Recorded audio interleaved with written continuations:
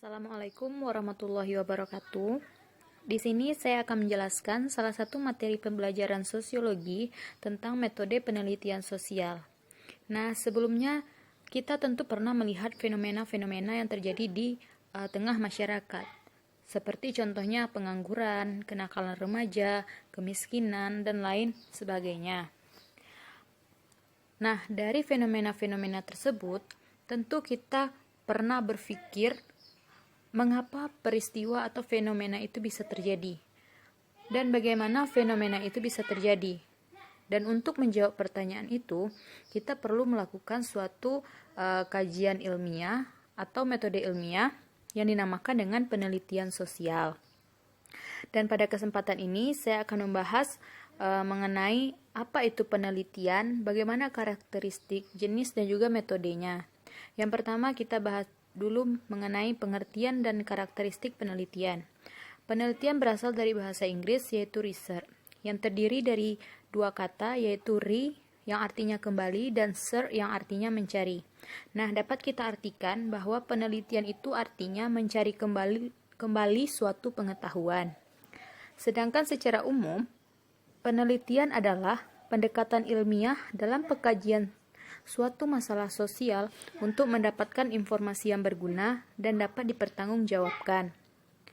Sedangkan menurut Sujono Sukanto, penelitian merupakan suatu kegiatan ilmiah yang berlandaskan pada analisis dan konstruksi yang dilakukan secara metodologis, sistematis, dan juga konsisten. Hal ini merupakan salah satu manifestasi hasrat manusia tentang apa yang dia rasakan. Nah, yang selanjutnya yaitu karakteristik penelitian. Di sini ada dua karakteristik penelitian. Yang pertama yaitu bersifat ilmiah. Artinya, melalui prosedur tertentu yang sistematis dengan menggunakan fakta yang diperoleh secara objektif. Yang kedua, merupakan suatu proses yang berjalan terus-menerus. Artinya di sini, hasil suatu penelitian itu selalu dapat disempurnakan lagi, atau hasil tersebut dapat berlanjut atau dilanjutkan oleh penelitian lainnya. Dan ada pun ciri-ciri dari penelitian sosial. Yang pertama yaitu sistematis, di mana penelitian itu dilakukan berdasarkan prosedur-prosedur yang telah ditetapkan. Yang kedua yaitu logis, penelitian yang dilakukan harus masuk akal atau sesuai dengan pemikiran. Yang ketiga yaitu empiris, yang keempat metodis, yang kelima umum, dan yang terakhir yaitu akumulatif. Dan selanjutnya yaitu jenis-jenis penelitian sosial.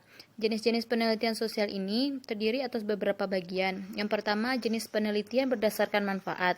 Berdasarkan manfaat, jenis penelitian ini terbagi atas dua. Yang pertama, penelitian dasar, yaitu metode penelitian sosial yang bersifat murni untuk mengembangkan ilmu pengetahuan dan kajian dalam sosiologi. Yang kedua yaitu penelitian terapan, yaitu langkah penelitian sosial yang didesain untuk dapat memecahkan beragam masalah secara praktis. Yang kedua, jenis penelitian sosial menurut tempat. Yang pertama yaitu field research atau penelitian lapangan, yaitu suatu penelitian yang dilakukan di lapangan sesuai dengan tema penelitian. Lokasi yang dipilih biasanya sesuai dengan judul dari penelitian. Yang kedua yaitu library research, yaitu suatu penelitian yang dilakukan di perpustakaan. Kegiatan yang dilakukan adalah mencari sumber dari kajian yang ada di perpustakaan dengan melihat dari sumber buku, majalah ilmiah, ataupun sumber sejarah lainnya. Yang ketiga yaitu penelitian laboratorium, yaitu penelitian yang dilakukan di laboratorium, dan biasanya penelitian ini dilakukan oleh kajian-kajian ilmu alam seperti fisika, kimia, matematika, dan lain sebagainya. Yang ketiga yaitu penelitian berdasarkan tujuan. Penelitian berdasarkan tujuan ini terbagi atas 5. Yang pertama, penelitian eksploratif. Yang kedua, penelitian deskriptif. Yang ketiga, penelitian verifikatif. Yang keempat, penelitian tindakan. Dan yang terakhir yaitu penelitian pengembangan. Selanjutnya yaitu metode-metode penelitian sosial.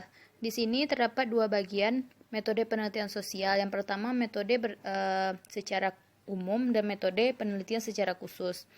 Secara umum, metode penelitian itu terbagi atas dua, yaitu kualitatif dan kuantitatif. Lalu, apa itu penelitian kualitatif? Penelitian kualitatif adalah suatu metode yang sifatnya berupa pemahaman dan materi yang menggunakan kata-kata untuk mencari data, sehingga data yang diperoleh dari hasil penelitian kualitatif tidak bisa diukur dengan angka.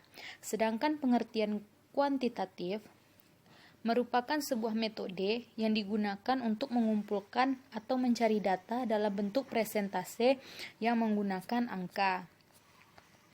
Metode penelitian secara khusus itu terbagi atas 4. Yang pertama, metode statistik, yaitu metode yang digunakan untuk menunjukkan hubungan atau pengaruh kualitas dan memperkecil prasangka pribadi dari suatu pihak. Yang kedua, metode eksperimen, yaitu metode yang digunakan untuk membandingkan hasil percobaan dari dua kelompok. Yang ketiga, yaitu metode induktif, yaitu metode yang digunakan untuk mempelajari suatu hal yang khusus untuk mendapatkan hasil atau kesimpulan yang umum. Nah, sebaliknya, metode deduktif merupakan metode yang digunakan untuk mempelajari suatu hal yang bersifat umum untuk mendapatkan hasil yang bersifat khusus atau sempit. Jadi kita harus bisa membedakan metode induktif dengan deduktif. Dan untuk pembahasan terakhir, yang terakhir yaitu rancangan penelitian sosial. Ketika kita sudah melakukan suatu penelitian, kita mengetahui metode, jenis, kita bisa merancang suatu penelitian sosial dan pada akhirnya kita bisa membuat suatu laporan penelitian. Nah, untuk merancang atau membuat sebuah laporan penelitian, kita harus merancangnya terlebih dahulu. Ada beberapa langkah yang harus kita lakukan. Yang pertama yaitu menentukan masalah atau topik penelitian. Nah, menentukan masalah atau topik penelitian ini merupakan langkah awal kita untuk merancang suatu penelitian sosial.